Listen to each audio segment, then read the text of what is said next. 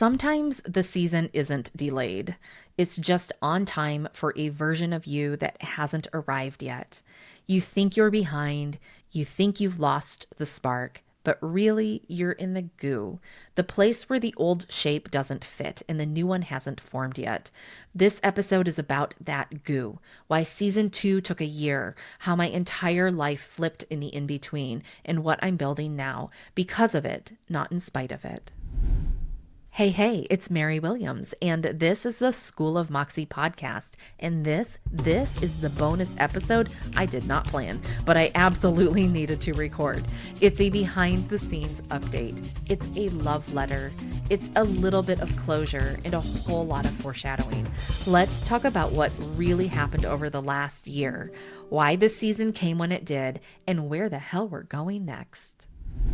Let's start with what most people saw. Season 1 ended, and then nothing. Season 2 was coming, but a few months passed, then 6, then a year. And in the world of podcasting, we all know what that usually means, right? The show's over. The pod faded. Another dream that didn't pan out. Except that's not what happened here.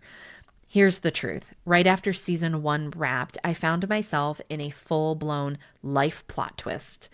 In January 2024, the Pacific Northwest got hit with a brutal ice storm. My parents were in Taiwan visiting family. I was supposed to go with them, but something in my body said no. I was exhausted from producing season 1 across studios all over the world, and I trusted myself. Thank God I did, because that storm, it trapped me inside my own house for 5 days. And by the time I reached my parents' place, the roof was leaking and the subfloor was at risk. So while my parents were abroad, I became a construction project manager. I was calling contractors, wrangling insurance adjusters, managing repairs, on top of running my own business and trying to heal from complete burnout. This came right after my dad had a serious fall that landed him in the hospital. And suddenly I was in full caregiver mode. No assistants, no partners, just me, my cat, and my people. And here's the thing I want to say out loud.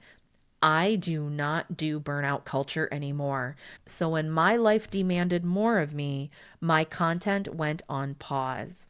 I kept my large retainer clients. I did the unsexy work behind the scenes. I didn't burn it all down to push through. And yeah, I lost people. Friends who couldn't understand why I suddenly did not have time for them. Collaborators who made assumptions. People who equated visibility with vitality. But what I gained was so much better, because in the second half of 2024, I rebuilt my entire support system. The people in my life now really get it. They're not performative, they're present. And then I also had to grieve. My soul cat, Mr. Giles, died. He was my anchor, my shadow, my little grumpy butler in cat form. And after nearly 17 years together, I was wrecked.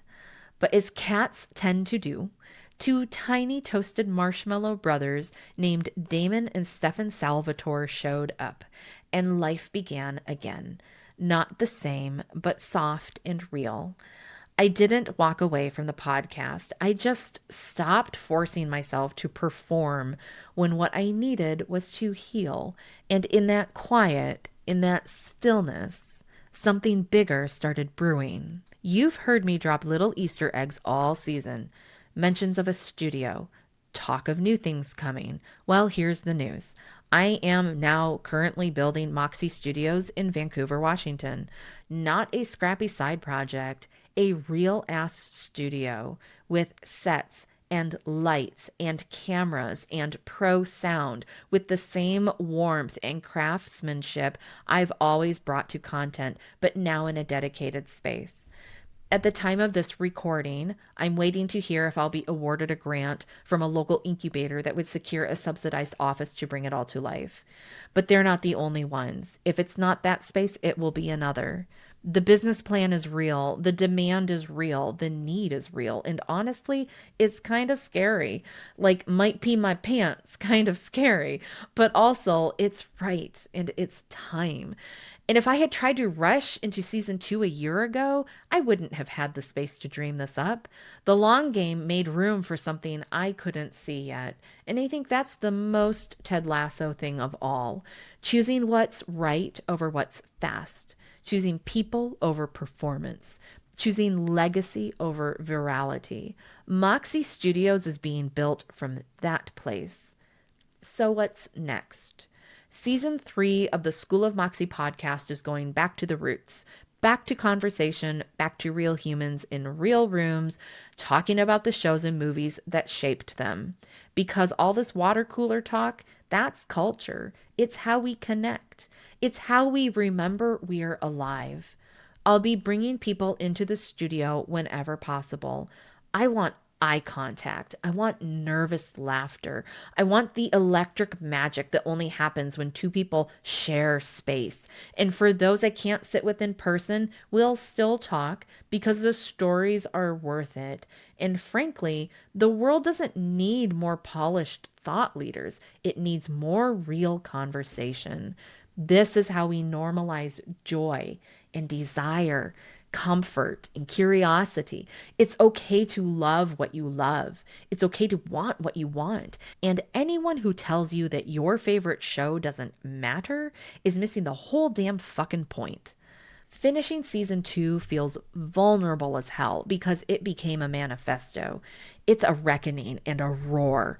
I said what needed to be said, and I'm sure someone listening thinks this is all about them. Spoiler, it's not, but if your ego thinks it's about you, I'd say maybe that's your mirror to look into. My friends call me a dinosaur in internet years, and they're not wrong. I have seen it all, and I've seen too many burnouts, too many spinouts, too many short-term stars flame out. I am not that. I am resilient. I am consistent. I am a fucking cockroach with a podcast mic, and I will always come back swinging. This podcast is my long game. This studio is my long game. This message, it's not trendy, but it is true. If you've been listening this season and thinking, damn, I needed to hear that, then good, because I needed to say it, and I'm not done. Not even close. Thanks for listening to this bonus episode of the School of Moxie podcast. I'm Mary Williams, founder of Moxie Studios in Vancouver, Washington. Subscribe on your favorite podcast app and YouTube. Leave a 5-star review if this season moved you, and send it to a biz bestie who's also ready to stop pretending and start building for real. I'll be back soon with season 3 in a new studio, in a new era, with the same voice you can always count on. Until then, keep your heart open, keep your boundaries solid, and your mic fucking warm. I'll see you soon.